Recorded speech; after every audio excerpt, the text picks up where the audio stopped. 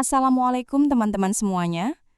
Pagi itu Aisyah berdiri di depan pagar rumahnya sendiri, dengan satu tas lusuh di tangan kanan dan map coklat di tangan kiri. Jilbab kremnya basah oleh gerimis. Sementara dari balik jendela, ibu tirinya hanya menatap tanpa rasa kasihan. "Pergi kamu dari rumah ini. Jangan pernah balik lagi," ucap perempuan itu dingin. Aisyah gemetar. Ia tidak tahu salahnya apa. Yang lebih menyakitkan, ayah kandungnya hanya diam di belakang pintu, seolah tidak pernah punya anak bernama Aisyah. Saat Aisyah hampir jatuh di pinggir jalan, sebuah mobil dinas hitam berhenti tepat di depannya. Seorang pria berseragam TNI turun dengan wajah tegas. Di pundaknya terlihat bintang 1. Ia menatap map coklat di tangan Aisyah, lalu wajahnya berubah kaget. "Kamu dapat ini dari mana?" tanyanya pelan. Aisyah belum sempat menjawab ketika pria itu membuka map tersebut dan menemukan satu foto lama yang selama ini disembunyikan keluarganya. Ternyata, sebelum kita mulai cerita ini, tuliskan dulu di kolom komentar dari kota mana kalian menonton cerita ini. Dan jangan lupa untuk like dan subscribe channel ini. Yang sudah subscribe, like, dan komen, semoga dimudahkan segala urusannya, dilapangkan rizkinya, disehatkan badannya, dan dikabulkan semua hajat dunia akhirat oleh Allah. Amin ya robbal alamin. Sekarang mari kita mulai ceritanya. Namanya Aisyah Nur Halimah. Umurnya 23 tahun. Sejak kecil, Aisyah dikenal sebagai anak yang pendiam, sopan, dan tidak pernah membantah orang tua. Ia selalu memakai jilbab sederhana, tidak pernah banyak gaya, dan hidupnya jauh dari kemewahan. Meskipun rumah yang ia tinggali cukup besar di sebuah kawasan lama pinggiran Bandung. Rumah itu milik ayahnya, Pak Rahmat, seorang pengusaha catering yang dulu sempat berjaya. Setelah ibu kandung Aisyah meninggal ketika Aisyah masih kelas 2 SMP, suasana rumah berubah total. Bukan karena duka saja, tapi karena setahun kemudian ayahnya menikah lagi dengan seorang perempuan bernama Mirna. Mirna datang ke rumah itu dengan senyum manis dan tutur kata lembut. Awalnya, Aisyah berusaha menerima. Ia pikir mungkin ayahnya memang butuh teman setelah kehilangan istrinya. Tapi perlahan Mirna menunjukkan sikap aslinya. Di depan Pak Rahmat, ia memanggil Aisyah dengan sebutan Nak sambil mengusap kepala. Namun saat Pak Rahmat tidak ada, suaranya berubah tajam. "Jangan sok jadi anak paling sedih di rumah ini. Ibumu sudah tidak ada. Sekarang aturan rumah ini ikut aku," katanya suatu sore, saat Aisyah terlambat mencuci piring karena baru pulang sekolah. Aisyah tidak pernah melawan, ia hanya menunduk dan berkata, "Iya, Tante." Jawaban itu justru sering membuat Mirna semakin panas. "Panggil ibu, kamu kira aku pembantu di rumah ini?" bentaknya. Sejak hari itu, Aisyah memanggilnya Ibu Mirna. Meski di dalam hati, kata ibu terasa berat sekali. Beberapa tahun kemudian, Mirna melahirkan seorang anak perempuan bernama Rani. Sejak Rani lahir, Aisyah makin tersisih. Semua perhatian ayahnya pindah. Apapun yang terjadi di rumah, Aisyah selalu dianggap salah. Sementara Rani selalu dibela. Di usia remaja, Aisyah belajar menahan lapar, menahan malu, dan menahan air mata. Ia sering tidak diberi uang jajan dengan alasan hidup sederhana. Padahal Rani bisa membeli sepatu baru setiap bulan. Kalau ada barang hilang, nama Aisyah yang pertama disebut. Kalau pelanggan catering komplain, Aisyah yang disuruh minta maaf. Kalau Mirna marah, Aisyah yang disuruh diam. Namun yang paling menyakitkan bukan bentakan Mirna, melainkan sikap Pak Rahmat yang makin lama makin jauh. Ayah yang dulu suka mengantar Aisyah beli es krim setelah mengaji, kini lebih sering percaya pada cerita Mirna daripada anaknya sendiri. Aisyah sempat berpikir untuk pergi sejak lulus SMA, tapi ia bertahan karena ada satu alasan. Pesan ibunya. Sebelum meninggal, ibunya pernah menggenggam tangan kecil Aisyah dan berkata, "Sabar ya nak, rumah itu bukan cuma bangunan. Rumah itu tempat kamu menjaga kebaikan. Jangan mudah benci." Kalimat itu menempel kuat di kepala Aisyah. Ia tetap tinggal, membantu usaha catering, mengantar pesanan, mencatat keuangan kecil, bahkan kadang memasak sampai tengah malam. Aisyah tidak meminta gaji. Ia hanya ingin ayahnya melihat bahwa ia bukan beban. Namun pada suatu siang yang panas, semua berubah. Hari itu pesanan catering untuk sebuah acara kantor kecamatan mendadak kacau. Beberapa kotak nasi basi sebelum sampai ke tempat. Pelanggan marah besar. Pak Rahmat pulang dengan wajah merah. Mirna langsung menunjuk Aisyah. Dia yang urus dapur pagi tadi. Saya sudah curiga, Mas. Anak ini makin hari makin teledor. Aisyah terkejut.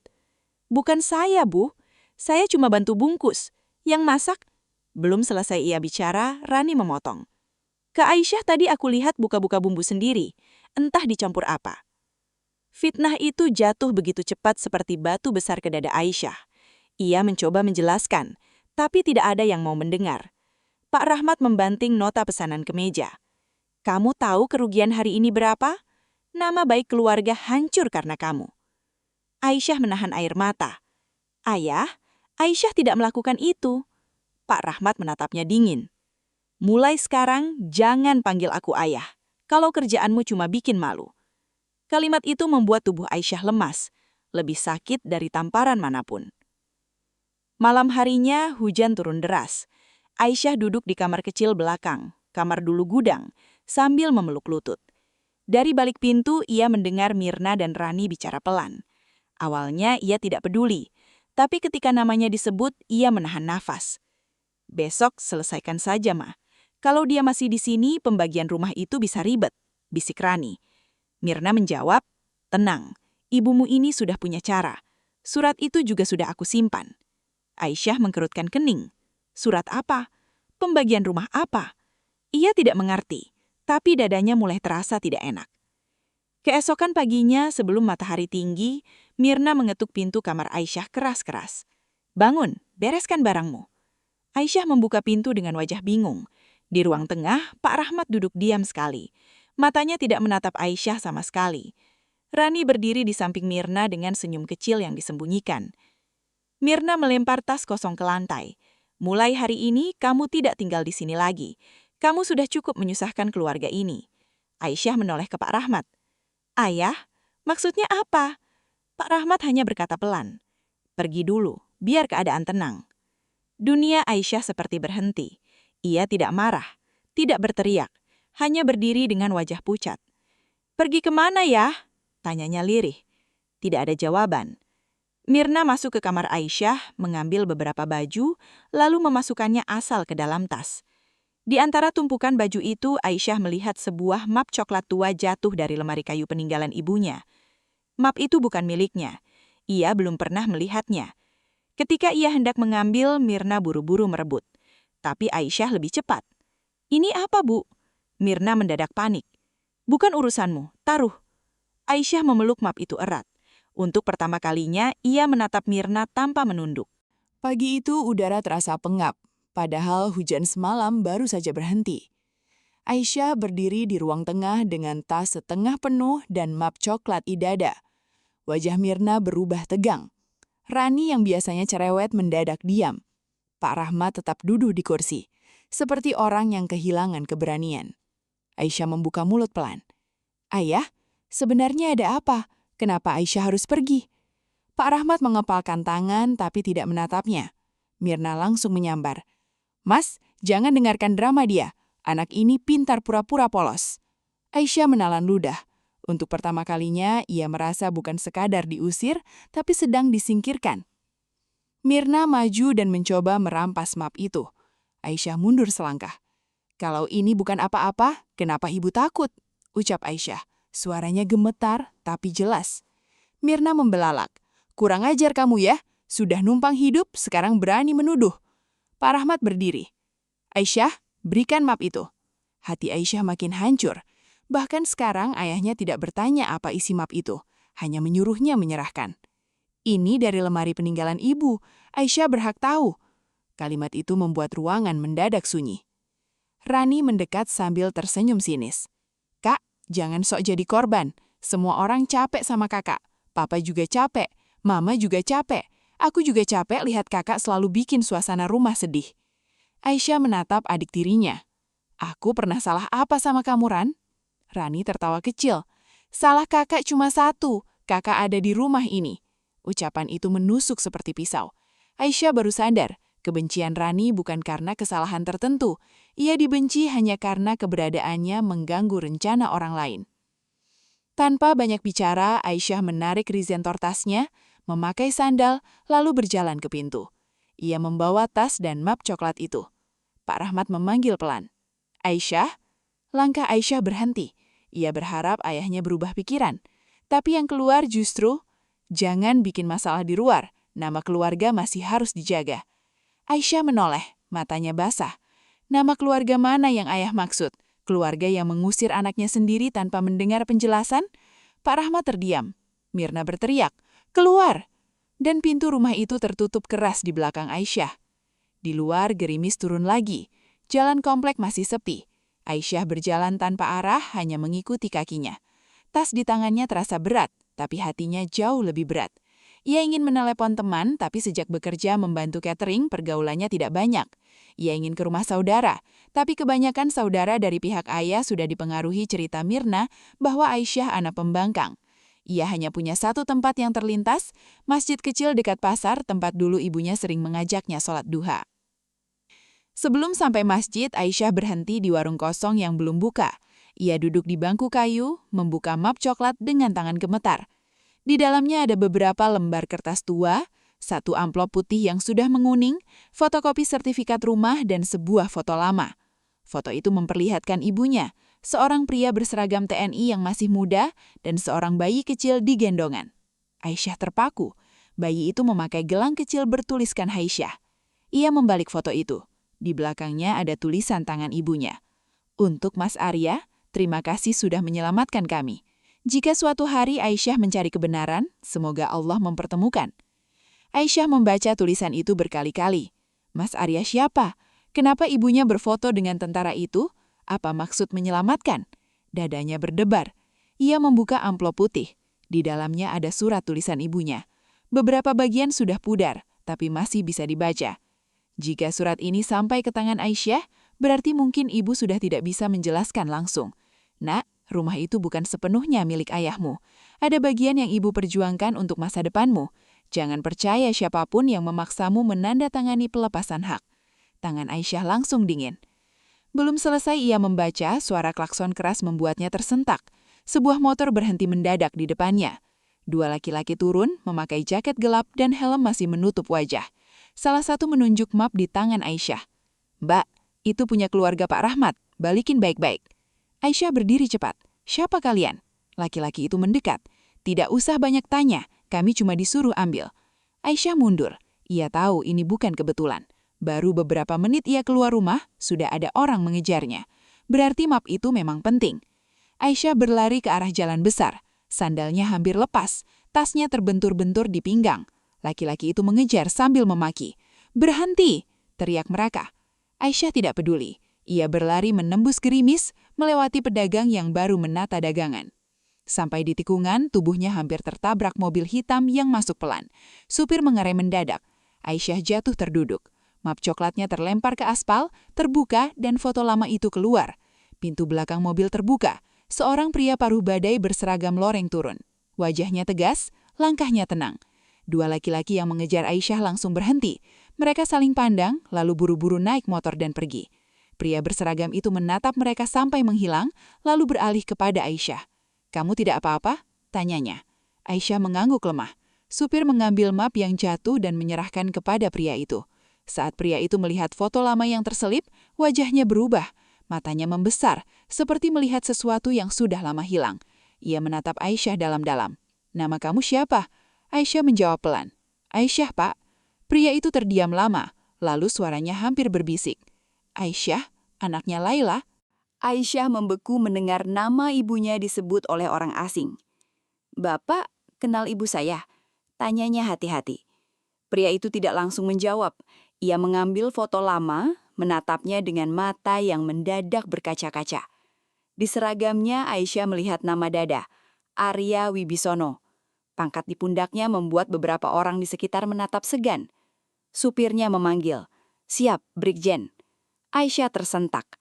Orang di depannya bukan tentara biasa. Ia seorang Brigjen TNI. Tapi yang membuat Aisyah lebih gemetar bukan pangkatnya, melainkan cara pria itu menatap foto ibunya. Brigjen Arya mengajak Aisyah masuk ke mobil, tapi Aisyah ragu. Ia baru saja dikejar orang. Ia tidak mudah percaya. Arya memahami ketakutannya. Kita ke masjid depan saja, tempat terbuka. Kamu bisa duduk, minum, dan cerita pelan-pelan. Nada suaranya tegas, tapi tidak memaksa. Aisyah mengangguk. Mereka berjalan ke masjid kecil dekat pasar. Di teras masjid, seorang marbot tua memberi Aisyah segelas teh hangat. Tangan Aisyah masih gemetar ketika menggenggam gelas itu. Brigjen Arya duduk agak jauh, memberi ruang, seolah tahu anak perempuan di depannya baru saja kehilangan tempat pulang. "Pak, Bapak siapa sebenarnya?" tanya Aisyah. Arya menarik napas panjang. "Dulu saya sahabat ibumu, bukan sahabat biasa. Kami pernah sama-sama terjebak dalam satu peristiwa yang hampir merenggut nyawa ibumu." Aisyah menatapnya bingung. Arya melanjutkan, "Waktu itu ibumu sedang hamil tua. Ada konflik tanah keluarga. Banyak orang ingin mengambil haknya. Saya masih perwira muda, kebetulan bertugas membantu pengamanan wilayah. Ibumu datang meminta perlindungan karena ada orang yang mengancam." Aisyah menahan napas. Cerita itu tidak pernah ia dengar dari siapapun. Arya membuka surat yang dibawa Aisyah, membacanya sebentar lalu menunduk. "Saya kira semua sudah selesai setelah ibumu menikah dengan Rahmat. Saya kira Rahmat menjaga kalian." Aisyah tersenyum pahit. "Ayah menjaga kami dulu, Pak. Tapi setelah ibu meninggal, semuanya berubah." Arya memejamkan mata. "Laila pernah menitipkan dokumen kepadaku, tapi beberapa bulan sebelum meninggal dia mengambilnya kembali. Katanya ingin menyelesaikan sendiri dengan suaminya. Saya tidak tahu setelah itu apa yang terjadi." Aisyah menunjukkan fotokopi sertifikat. Rumah itu bilangnya bukan sepenuhnya milik ayah. Maksudnya apa? Brigjen Arya menatap halaman masjid yang basah. "Rumah itu dibeli dari uang warisan ibumu, sebagian besar.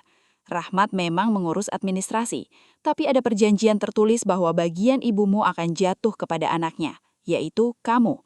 Laila tidak ingin kamu terlantar." Aisyah merasa nafasnya tercekat. Selama ini ia diusir dari rumah yang mungkin menjadi haknya sendiri. Selama ini ia dianggap menumpang, padahal ibunya telah meninggalkan perlindungan untuknya. Air mata Aisyah jatuh tanpa suara. "Kenapa ayah tidak pernah bilang?" Arya menjawab pelan. "Mungkin karena ada yang membuatnya diam, atau karena ia memilih diam." Belum sempat pembicaraan selesai, ponsel Arya berdering. Ia melihat layar, lalu wajahnya berubah serius. "Ada orang menghubungi ajudan saya. Mereka menanyakan apakah saya menemukan seorang wanita berhijab membawa map coklat." Aisyah langsung pucat. "Itu pasti suruhan Ibu Mirna." Arya berdiri. "Mulai sekarang, kamu jangan kembali sendirian ke rumah itu." Aisyah panik.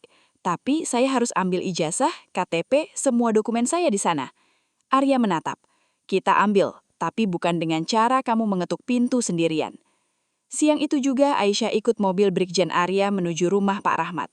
Langit mulai cerah, tapi hati Aisyah gelap. Di perjalanan, Aisyah menceritakan semua kejadian mulai dari fitnah catering sampai pengusiran pagi tadi. Aisyah bercerita bertaba-taba. Setiap kali ia menyebut ayahnya diam, suara Aisyah mengecil. Arya tidak memotong. Ia hanya mendengar. Namun dari rahang yang mengeras, Aisyah tahu pria itu marah. Bukan marah meledak-ledak, tapi marah yang tertahan dan berbahaya. Saat mobil dinas berhenti di depan rumah, tetangga mulai keluar. Mereka penasaran melihat kendaraan hitam dan pria berseragam turun. Mirna membuka pintu dengan wajah kesal, tapi ekspresinya langsung berubah ketika melihat Brigjen Arya. "Ada apa ini?" tanyanya gugup. Arya menjawab datar. "Saya mengantar Aisyah ambil dokumen pribadinya." Mirna melirik Aisyah tajam. "Dia sudah bukan tanggungan kami. Silahkan ambil barangnya, tapi map itu milik keluarga." Arya menatap Mirna lama. "Menarik, belum saya sebut map apa, ibu sudah tahu." Wajah Mirna memucat. Rani maju dari belakang, lalu berbisik, "Mah." Pak Rahmat keluar dengan kemeja kusut. Saat melihat Arya, ia tampak terkejut. "Pak Arya?" Arya menoleh. "Rahmat, lama tidak bertemu." Suasana mendadak berat. Aisyah melihat ayahnya seperti orang yang baru bertemu masa lalu yang ia ingin kubur. Pak Rahmat memaksakan senyum. "Mari masuk dulu, Pak." Arya tidak bergerak. "Tidak perlu basa-basi. Saya hanya ingin tahu kenapa anak Laila diusir dari rumah yang sebagian dibeli dengan warisan Laila." Kalimat itu terdengar jelas sampai ke pagar. Tetangga yang tadi berbisik langsung diam. Pak Rahmat menatap Aisyah, lalu Mirna. "Pak, ini urusan keluarga." Arya menjawab tegas, "Betul, tapi ketika seorang anak yatim dari sahabat saya dikejar orang untuk merebut dokumen, urusan ini tidak lagi sederhana." Aisyah baru pertama kali melihat Mirna kehilangan kata-kata. Rani mencoba maju. "Pak, Kak Aisyah itu pintar memutar cerita." Arya menatap Rani sekilas. "Kalau begitu, nanti kita cocokkan cerita dengan bukti." Aisyah masuk ke kamarnya ditemani seorang polwan dari kenalan Arya yang kebetulan datang setelah dihubungi. Kamar kecil itu berantakan. Laci meja terbuka. Lemari sudah diacak-acak. Ijazah Aisyah tidak ada di tempat biasa.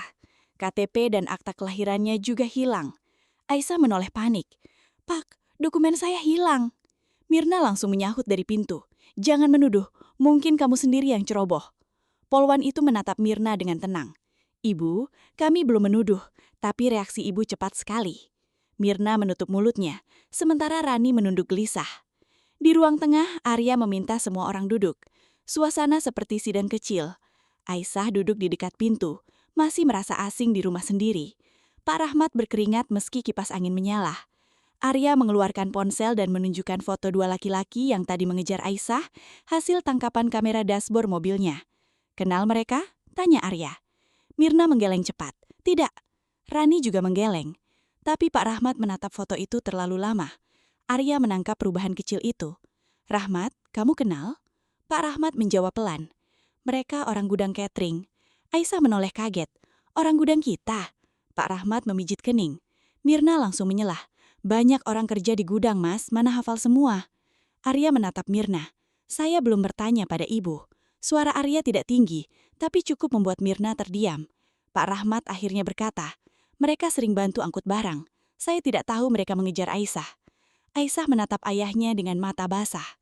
Ayah mungkin tidak tahu banyak hal, tapi ayah selalu memilih tidak tahu kalau itu menyangkut Aisyah. Kalimat Aisyah membuat Pak Rahmat seperti tertampar. Namun sebelum A4 menjawab, ponsel Rani berbunyi. Ia buru-buru mematikan layar, tapi terlambat. Polwan melihat nama kontak yang muncul, Bang Dedi Gudang.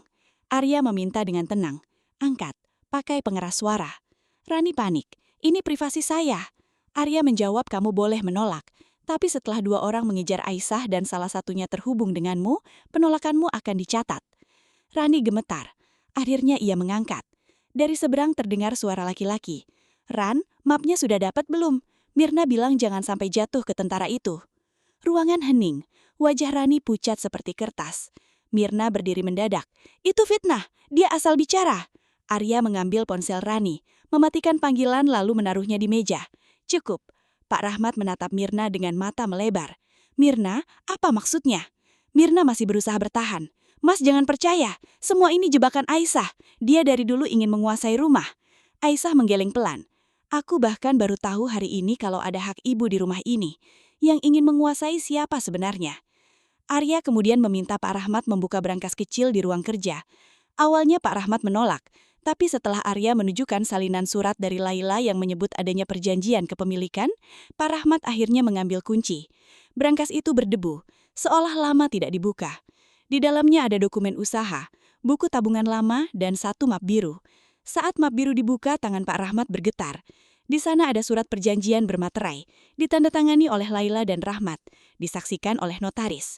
Isinya jelas, 55% nilai rumah berasal dari aset Laila dan menjadi hak Aisyah setelah Laila meninggal. Pak Rahmat terduduk lemas. Aisyah memandang kertas itu dengan dada sesak. Bukan karena angka atau rumahnya, tapi karena bukti bahwa ibunya memikirkan masa depannya begitu jauh. Mirna mencoba meraih dokumen itu, tapi Polwan menahannya. "Jangan disentuh sembarangan, Bu." Rani mulai menangis. "Ma, udah, Mak." Mirna melotot pada Rani. "Diam kamu." Dari situ Aisyah tahu Rani bukan hanya ikut-ikutan. Ia tahu sebagian rencana, tapi mungkin tidak menyangka semuanya akan terbuka secepat ini. Namun pengungkapan belum berhenti. Arya meminta Pak Rahmat menjelaskan kejadian catering basi. Pak Rahmat tampak bingung. "Itu kesalahan dapur." Aisyah langsung berkata, "Saya tidak masak hari itu. Saya hanya membungkus setelah disuruh Rani." Arya menatap Rani. Rani menangis makin keras. "Aku cuma disuruh Mama ganti beberapa kotak dari stok lama. Mama bilang cuma buat bikin kakak Aisyah dimarahi, bukan sampai pelanggan keracunan." Mirna berteriak, "Rani!" Tapi semua sudah terlambat. Pak Rahmat berdiri dengan wajah hancur. "Jadi kamu sengaja merusak pesanan?" Mirna akhirnya meledak. Semua topeng lembutnya runtuh. Iya, aku capek hidup dibayangi Laila. Semua orang selalu bilang Laila baik, Laila sabar, Laila berjasa. Bahkan rumah ini pun masih ada nama dia. Aku istrimu sekarang, Mas. Anak kita Rani, bukan Aisyah yang setiap hari cuma mengingatkan kamu pada masa lalu. Aisyah menutup mulutnya, menahan tangis. Jadi selama ini ia dibenci bukan karena salah, tapi karena wajahnya membawa kenangan tentang ibunya. Pak Rahmat mundur, seperti baru melihat siapa perempuan yang ia nikahi. Arya menatap Mirna dengan dingin. Kebencian ibu tidak memberi hak untuk merampas, memfitnah, apalagi mengusir anak dari rumahnya. Mirna tertawa pahit. Bapak tidak tahu rasanya jadi istri kedua yang selalu dibandingkan. Arya menjawab, saya tahu rasanya melihat anak tidak bersalah dihancurkan orang dewasa yang tidak mampu berdamai dengan dirinya sendiri. Kalimat itu membuat Mirna terdiam. Aisyah menunduk. Untuk pertama kalinya, ada orang dewasa yang membela dirinya bukan karena kasihan, tapi karena kebenaran. Pak Rahmat berjalan mendekati Aisyah. Wajahnya kacau, matanya merah. Aisyah mundur setengah langkah. Gerakan kecil itu membuat Pak Rahmat berhenti. Ayah minta maaf. Aisyah menatapnya lama.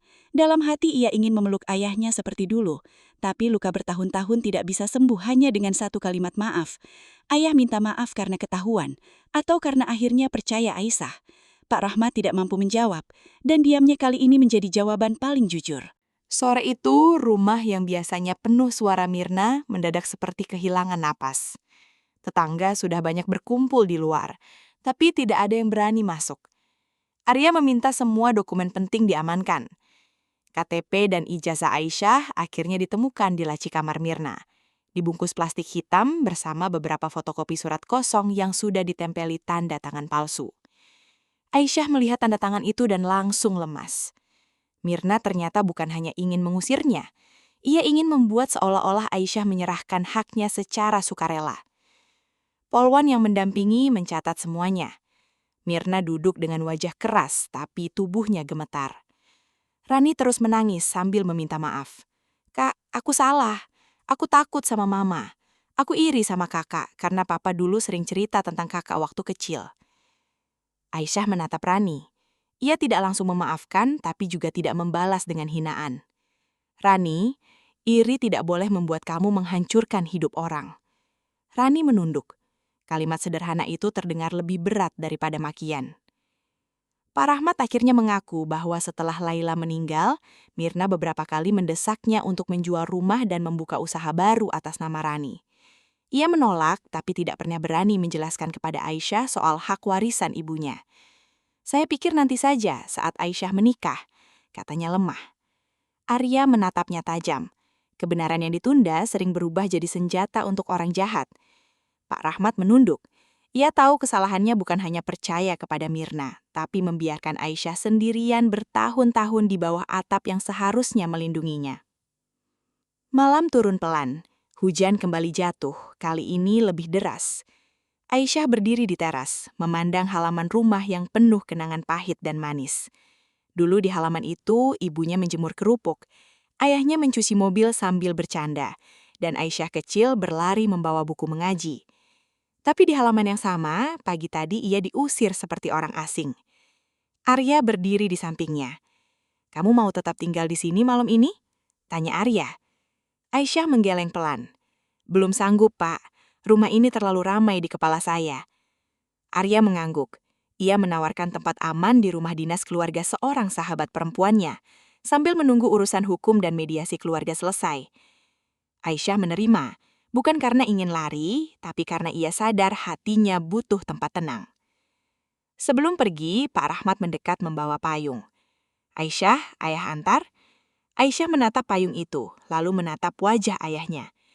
Tidak usah ya, untuk malam ini biar Aisyah jalan dengan orang yang percaya sama Aisyah. Pak Rahmat menelan luka dari kalimat itu. Ia mengangguk, kali ini tidak memaksa. Beberapa minggu kemudian, kebenaran menyebar di lingkungan mereka. Pesanan catering yang dulu rusak terbukti akibat sabotase dari stok lama yang sengaja dimasukkan. 2 pekerja gudang mengaku disuruh mengambil map coklat dengan imbalan uang. Mirna tidak bisa lagi berkelit. Proses hukum berjalan, meski Aisyah memilih tidak mempermalukan keluarganya lebih jauh di media sosial. Ia hanya ingin haknya dipulihkan dan namanya dibersihkan. Pelanggan catering yang dulu marah akhirnya tahu bahwa Aisyah bukan penyebab masalah. Beberapa bahkan datang meminta maaf. Pak Rahmat berkali-kali mencoba menemui Aisyah. Awalnya Aisyah selalu menolak. Bukan karena benci, tapi karena setiap melihat wajah ayahnya, ia teringat pintu yang ditutup di pagi gerimis itu. Namun suatu hari, setelah sholat Jumat, Pak Rahmat datang ke masjid kecil dekat pasar tempat Aisyah dulu hampir kehilangan map coklatnya. Ia tidak datang membawa alasan.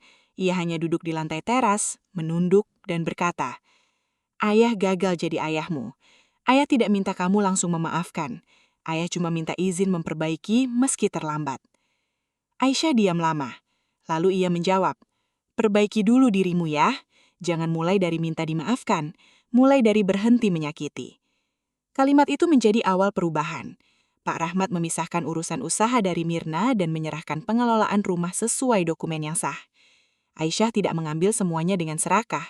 Ia justru meminta rumah itu tidak dijual dulu, tapi dijadikan tempat usaha catering yang lebih rapi, dengan sebagian keuntungan disisihkan untuk beasiswa anak yatim di lingkungan sekitar, atas nama ibunya, Laila. Arya tersenyum saat mendengar keputusan itu. "Ibumu pasti bangga," kata Arya. Aisyah menunduk. Air matanya jatuh, tapi kali ini bukan karena dihina. Kali ini karena merasa akhirnya bisa berdiri di atas kebenaran. Rani perlahan berubah. Ia tidak lagi tinggal nyaman di balik perlindungan Mirna. Ia bekerja membantu administrasi catering sebagai bentuk tanggung jawab, bukan sebagai anak yang dimanjakan.